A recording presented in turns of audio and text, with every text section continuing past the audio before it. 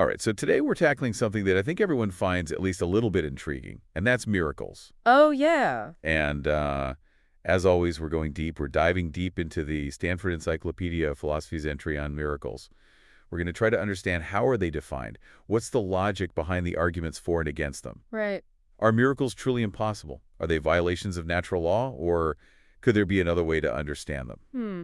Well, let's find out. It's interesting how closely tied the concept of miracles is to arguments for theism. It's almost like they go hand in hand. Yeah, it's almost like the idea of a miracle was specifically made to support the belief in God. Yeah. But, I mean, before we even get into arguments, how do we define a miracle? Right.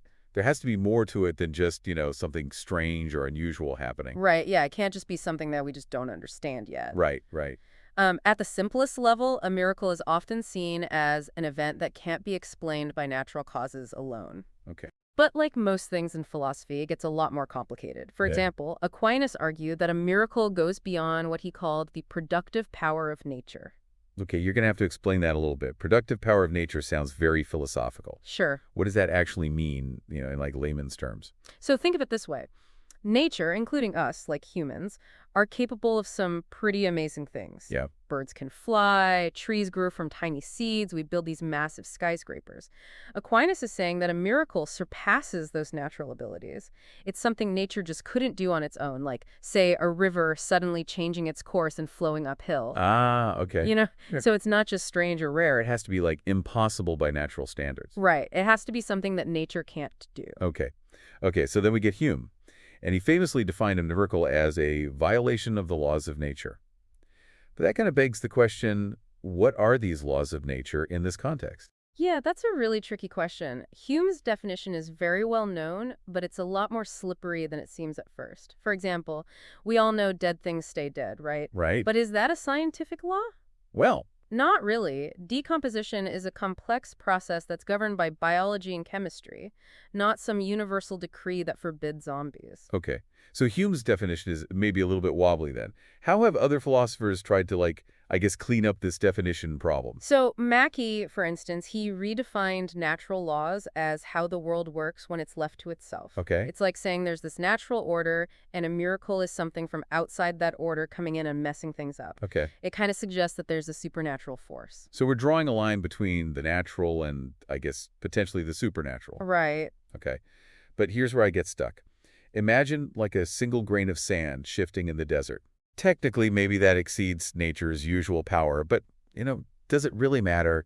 Does that even qualify as a miracle in the way that we usually think about miracles? That's a really good point. A miracle, especially when we're talking about it in a religious context, it needs to have significance. Yeah. So a random sand shift might fit a very technical definition, but it doesn't carry the weight of something like, say, someone being cured of a terminal illness. Right. You see what I mean? Yeah, we understand that not all impossible events are created equal. Right. So how do we then define a religiously significant miracle? I mean, I'm guessing philosophers have tried to take a stab at that. They have. So Clark, for instance, he defined it as an unusual event that's caused by God or a powerful intelligent agent for the specific purpose of proving a doctrine or someone's authority. So it's not just the event itself, but the purpose behind it that makes it a religiously significant miracle. Okay, so we're adding intention into the mix now. It's not just that it happened, it's why it happened. Right. Okay. All right. So we have, I think, a better grasp on what constitutes a miracle, at least in theory. Right.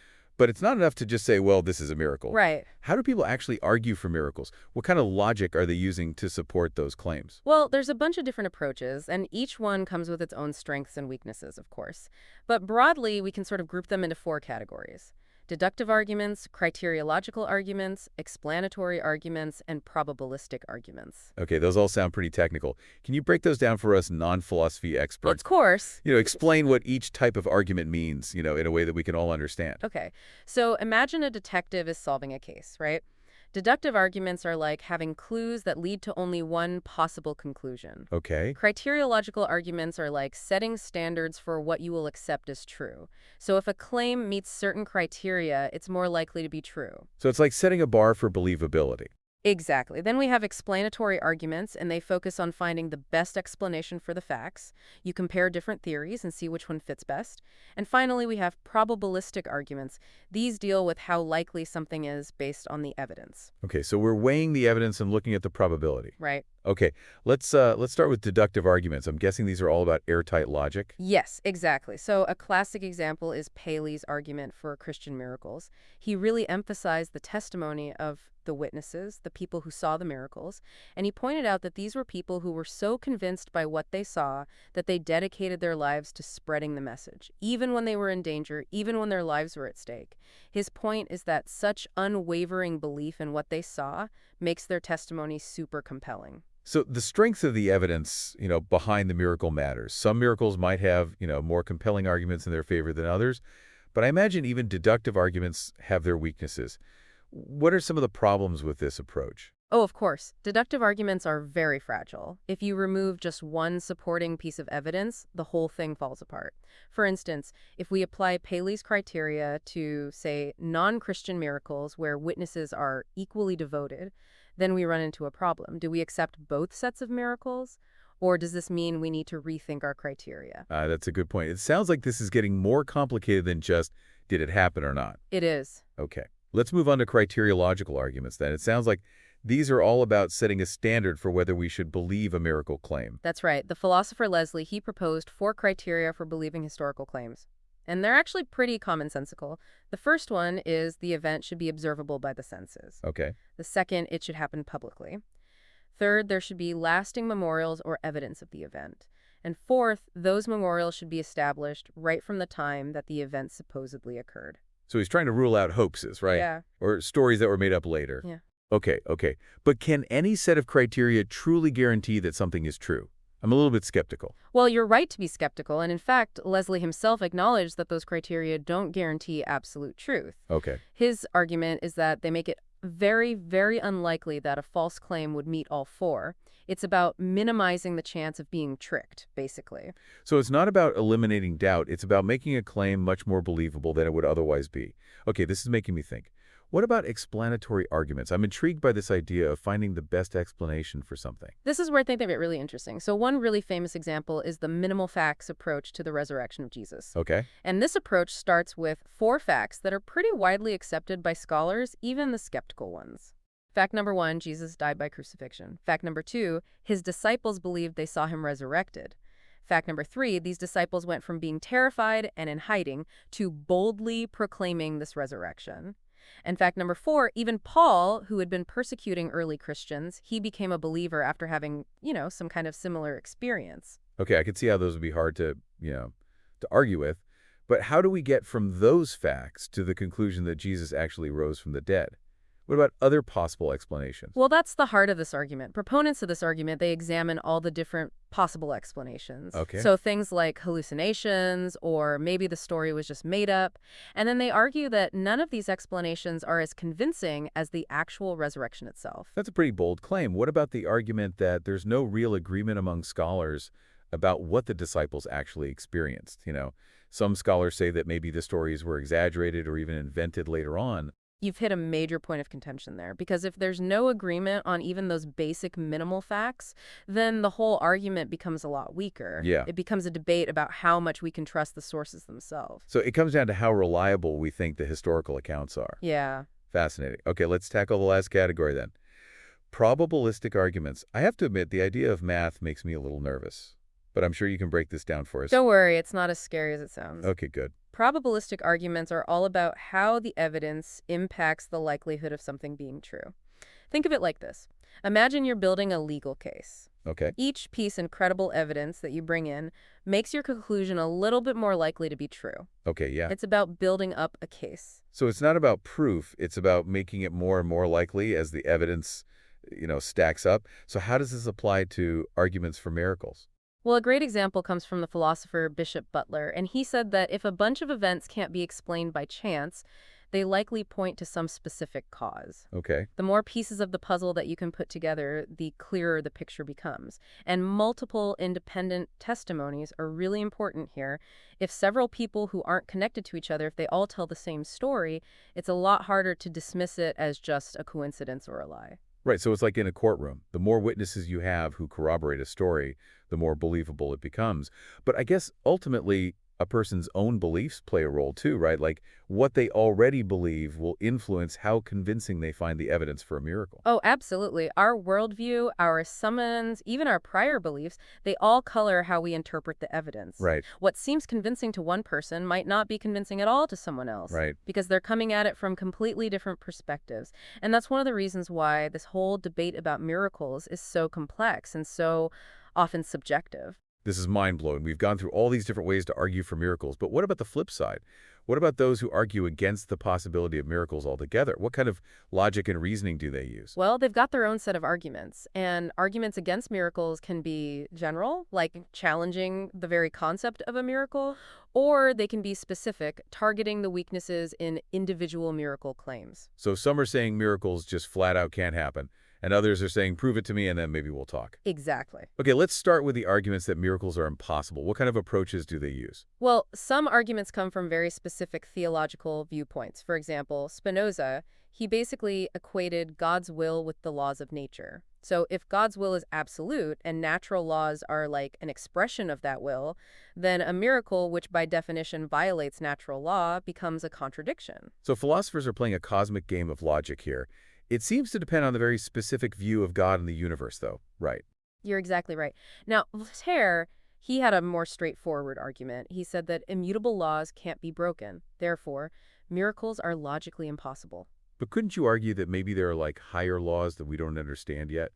Laws that govern both the natural and the supernatural, so what we see as a violation is actually part of this larger, more complex order. That's one way to counter Voltaire's argument. Another rebuttal comes from Paley, who said that miracles can be seen as God acting purposefully in the world. So it's not a violation of his creation, it's more like an intentional intervention. So it's like saying God made the rules, but he can also bend them when he has a reason to. Exactly. Okay. What other arguments against the possibility of miracles are there? Voltaire also presented a moral argument, and he said that a perfect God wouldn't need to fix creation with miracles, Hmm, because that would suggest that there were flaws in the original design. that's a bold statement. Wouldn't that depend on your theological assumptions about God's purpose and how he, interacts with the world? Exactly. And as you can see, even arguments against miracles often rely on some pre-existing philosophical or theological beliefs. Right. It's not as simple as it might seem at first glance. Okay, so we've looked at arguments that miracles are impossible, from a logical or theological standpoint. But what about those who say, okay, even if they did happen, we could never know for sure? Right. They seem to be attacking the very foundation of belief in miracles. This is where the shadow of Hume really looms large. He argued that human testimony is just inherently unreliable, especially when it comes to extraordinary claims. He essentially said that we should always be more skeptical of the claim that a miracle happened than we are of the miracle itself. That seems a bit extreme, doesn't it? I mean, we rely on testimony all the time. Right. Think about history books, eyewitness accounts in court, even just believing what our friends tell us. Is it really fair to just say, well, all testimony is unreliable? That's a good point. And a contemporary of Hume, Whately, he pointed this out in a pretty funny way. He used an analogy. He said, okay, some books are trash, and Hume's work is a book, therefore Hume's work is trash.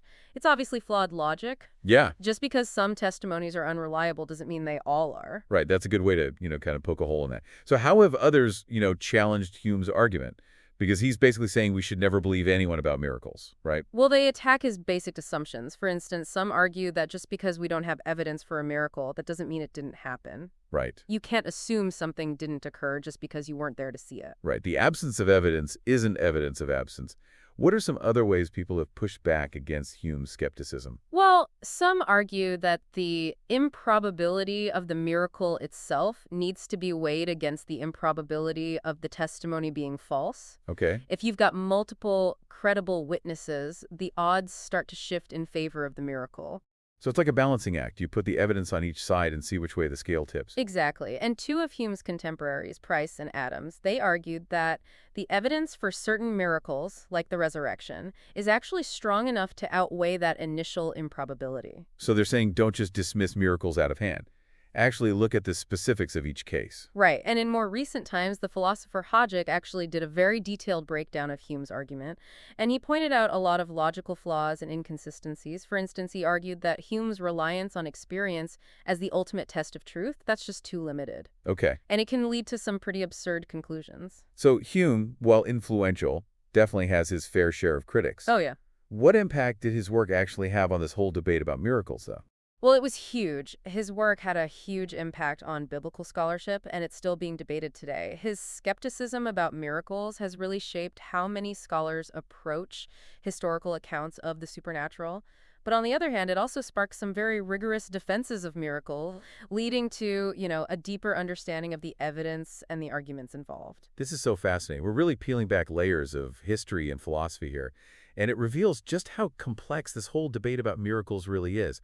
I'm ready to go even deeper. Me too. Let's do it. So let's shift gears a bit and consider this. What if we actually accept that a miracle has happened? Hmm. What are the implications then? What can we conclude from that? That's where things get even trickier. Because even if we say, okay, a miracle has occurred, we still have two big questions to answer. What caused it, and does it actually prove that God exists? Okay, so even if we're on board with the miracle itself, there's still room for debate about where it came from and what it means. It's like saying, okay, something amazing happened, but who or what was behind it?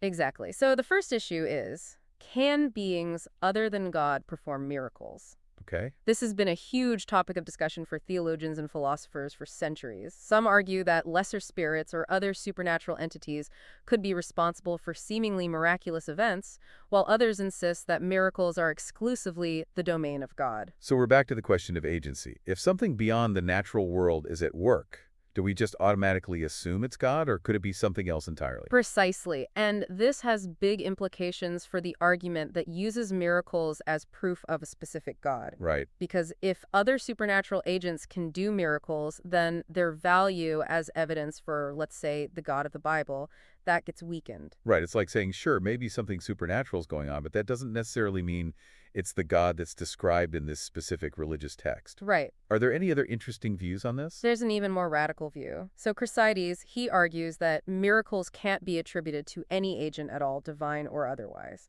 Wait, so he's saying miracles are just random events with no intention behind them, or that they're not even really miracles at all.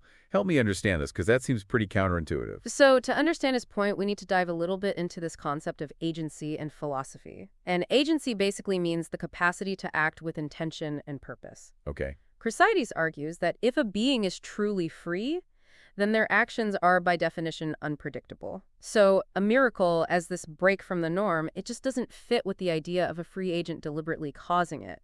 Now, it's a very complex argument, and even though it's thought-provoking, it's not a view that's widely accepted even among people who are skeptical of traditional theistic explanations. Okay, so we've got a range of possibilities here. God, other supernatural beings, or no intentional agent at all. But for the sake of argument, let's say we're dealing with a miracle that really does point to some kind of divine intervention.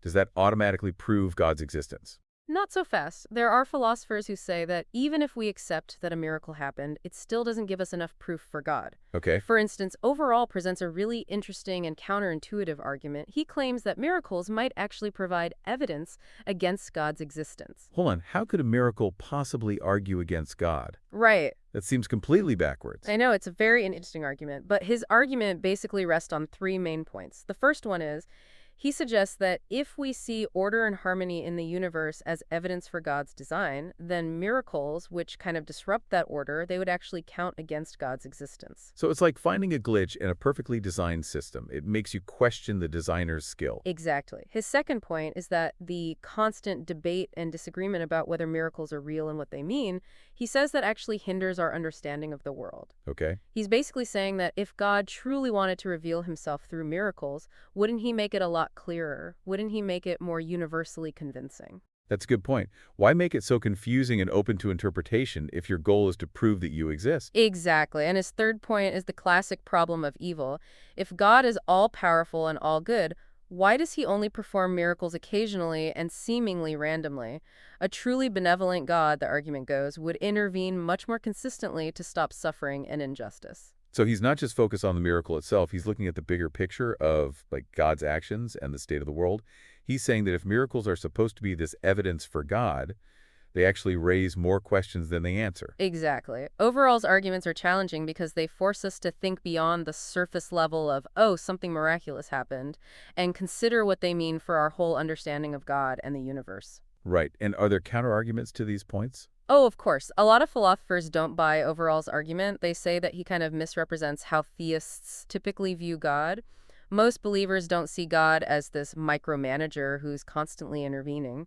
It's about different perspectives on how God interacts with the universe. And, the idea that miracles disrupt order, that can also be challenged. One could say that miracles, while they are extraordinary, they don't necessarily negate the overall order of the universe. Maybe there are these rare exceptions that actually highlight how consistent the natural laws are. It's like the exception that proves the rule. The fact that miracles are so rare and noteworthy actually reinforces this idea that, the natural world operates according to these very predictable laws. Exactly. And as for the argument that miracles hinder progress, you could also counter that by pointing out how, throughout history, debates about miracles have often led to intellectual curiosity and new discoveries. So instead of, holding us back, miracles could actually be catalysts for deeper exploration and understanding. Man, this is so complex and nuanced. It seems like there's no easy answer, no one-size-fits-all approach to miracles. You got it. That's what makes this whole topic so fascinating. It requires us to really grapple with these really fundamental questions about the nature of reality, the limits of human knowledge, and the possibility of something beyond the natural world. We've covered so much ground already. We've talked about different definitions of miracles, arguments for and against their existence, and what it would mean if we accept them as real. Where do we go from here? What are some key takeaways for our listeners? Well, I think one of the most important takeaways is that the debate about miracles, it's definitely not over. Right, There are really strong arguments on both sides, and at the end of the day, each person has to weigh the evidence and come to their own conclusions. right. It's like we've given our listeners a toolkit, a set of tools for critical thinking so that they can, participate in this conversation with more nuance and depth. Exactly. Another takeaway is that miracles aren't just this, abstract philosophical puzzle. They have real world implications for how we view the world, our place in it, and our understanding of the divine, if we believe in that sort of thing. It's not just about winning an argument. It's about wrestling with these really profound questions that have shaped human thought for centuries. Precisely. And that's what makes this deep dive so rewarding. It allows us to explore the intersection of philosophy, theology, and history, really grappling with some of the most challenging and interesting questions that humanity has ever asked. I couldn't agree more. I feel like we've only just scratched the surface of this vast and complex topic. There's so much more to explore. There is, and that's the beauty of it. There's always more to learn, more perspectives to consider, more questions to ask. So where does this leave our listeners? What's the next step for those who want to, keep digging into this? I'd encourage them to delve deeper into the arguments we discussed, explore the work of the philosophers we mentioned, and keep those conversations going with people who have different viewpoints. It's all about staying curious, keeping that thirst for knowledge alive. Exactly. And to leave you with a final provocative thought, we've been talking about whether miracles violate natural laws. But what if, instead of breaking those laws, they actually reveal even deeper laws that we hadn't discovered yet? Okay. Laws that govern how the natural and the supernatural, how the material and the spiritual interact with each other. That's a really interesting idea. So instead of seeing miracles as these disruptions, these anomalies, we could see them as clues to a much more profound, interconnected reality. Precisely. And that perspective, it challenges that traditional separation between science and religion, suggesting that they might not be as mutually exclusive as we often think. So rather than this image of science and religion locked in this eternal battle, we can view them as complementary ways of exploring the same reality, just from different angles. Exactly. It's a perspective that encourages wonder and humility. It acknowledges that we don't know everything and that our current understanding is limited. This has been a fantastic deep dive, I have to say, full of twists and turns, mind-bending arguments. I feel like my brain has expanded tenfold. Mine too. It's been a privilege to explore this topic with you and our listeners, and I think we've given everyone a really valuable service by presenting these different perspectives in a way that's clear and engaging. Now everyone has the tools to approach this really complex issue with more nuance and to think more critically about it. Absolutely. We've given them the framework to understand the historical and philosophical context for this whole debate, plus, the logic behind all these different arguments. And we've encouraged them to think for themselves, weigh the evidence, and draw their own conclusions. Exactly. After all, this question of miracles, it's a very personal one. Right? It's shaped by a person's beliefs, experiences, and interpretations. So as we wrap up this deep dive, what's the main message you hope people take away from it? What's that one thing you really hope they remember? I think more than anything, I hope they remember to keep exploring, keep asking questions, and keep an open mind. The world is full of mysteries, and the more we learn, the more we realize just how much we don't know. That's a great note to end on. Thanks for joining us on this incredible journey into the world of miracles. Until next time, keep your mind open and your curiosity alive. Yeah, and it really gets even trickier from here because even if we accept that a miracle did happen, Right. we still have a couple big questions. Yeah. What caused it? Right. And does it actually prove that God exists? So even if we're like totally on board with the miracle itself, Right. there's still this whole other debate about where it came from and what it means. Yeah. It's kind of like, okay, something amazing happened, but who or what was behind the curtain? Right, exactly. And so the first issue is, can beings other than God perform miracles? Hmm. This has been a big debate for theologians and philosophers going way back. Yeah. Some say that maybe it's like lesser spirits or other supernatural entities Okay.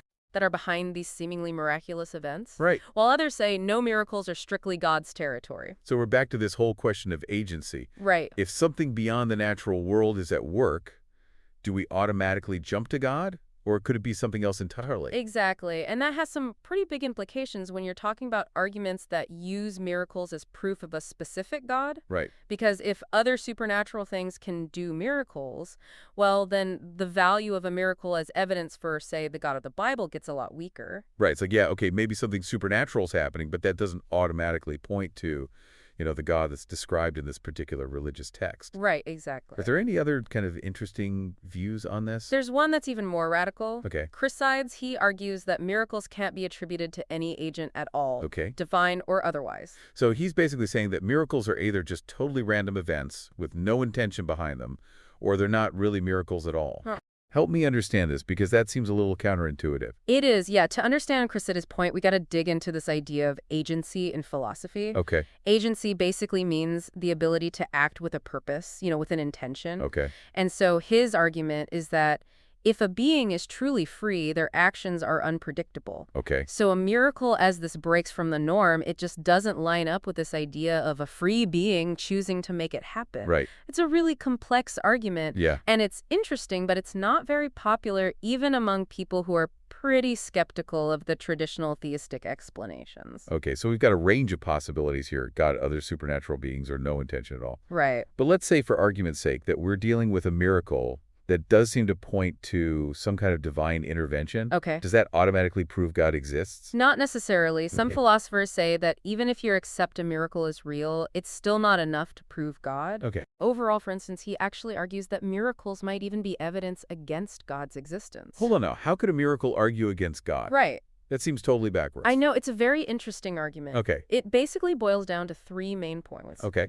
The first is that if we see order and harmony in the universe as evidence of God's design, then miracles, which kind of mess up that order, Right. would actually go against the idea that God exists. So it's like you find a glitch in a system that's supposed to be perfect. Exactly. You start to question the designer. Right. His second point is that the constant arguments and disagreements over whether miracles are real and what they mean Yeah. actually make it harder to understand the world. Okay. If God really wanted to show himself through miracles, he'd probably make it more obvious. Right. Why make it so complicated and open to interpretation if you're trying to prove you exist? Right. And his third point is the old problem of evil. If God is all-powerful and all good, why does he only do miracles every now and then, and in seemingly random ways? Right. A truly good God, the argument goes, would intervene more often to stop all the suffering and injustice. So he's looking not just at the miracle itself, but the bigger picture. Right. God's actions, the state of the world, and saying if miracles are supposed to be evidence for God, they actually raise more problems than they solve. Exactly. Overall's argument is challenging because it pushes us to think beyond, oh, wow, something miraculous happened, and think about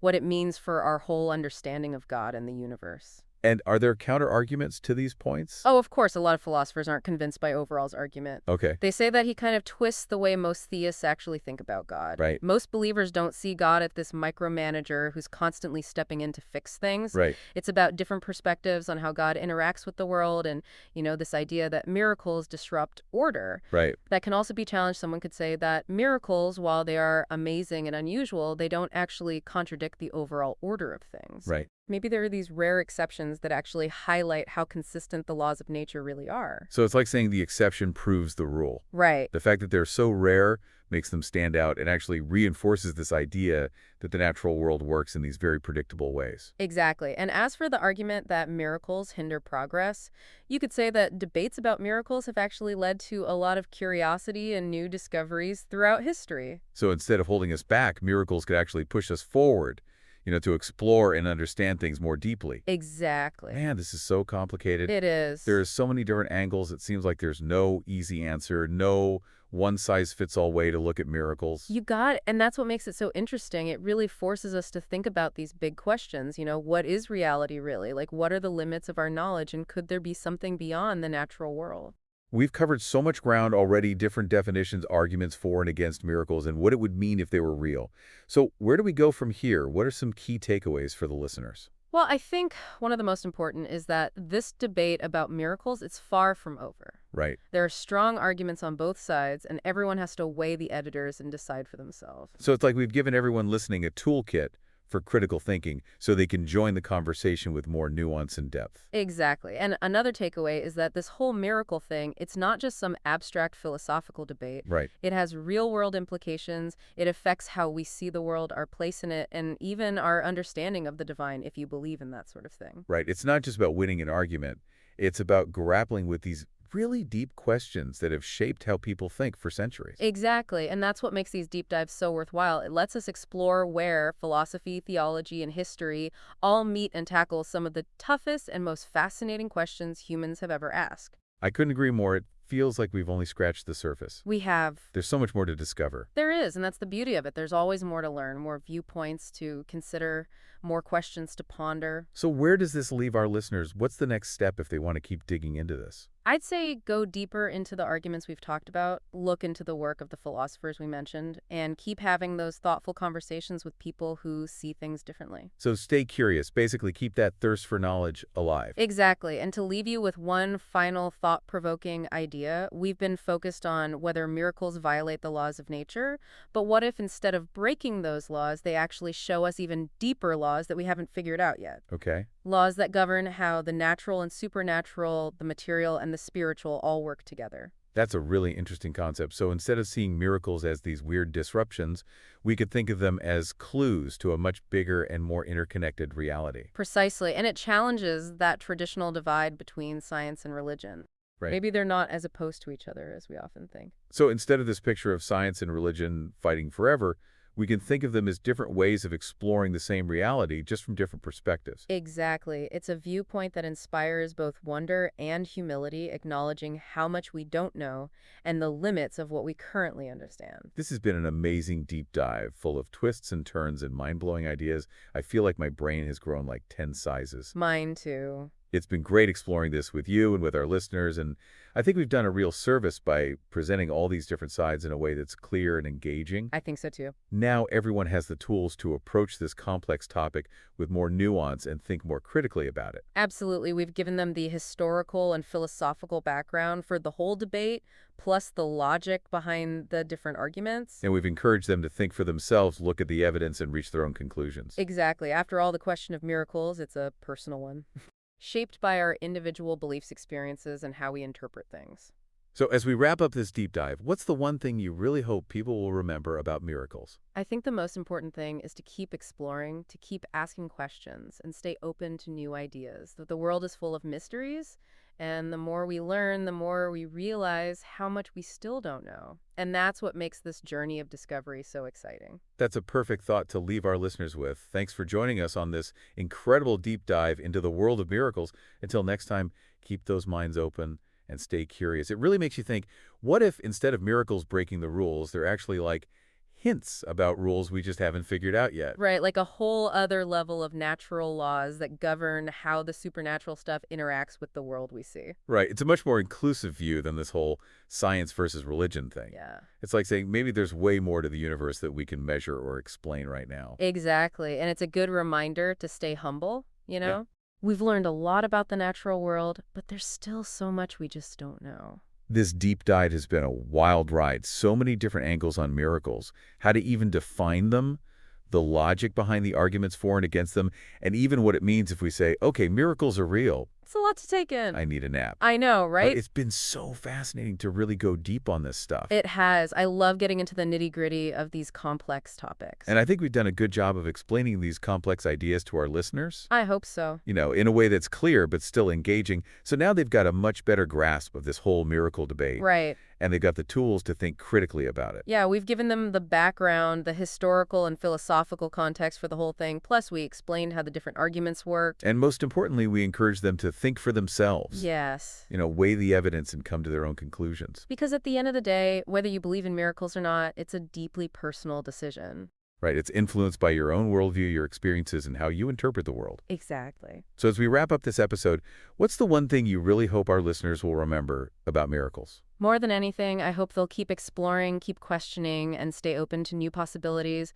The more we learn about the universe, the more we realize how much we don't know. And that's what makes this journey of discovery so exciting. That's a perfect thought to leave everyone with. Thanks for joining us on this deep dive into miracles. Until next time, keep your minds open and stay curious.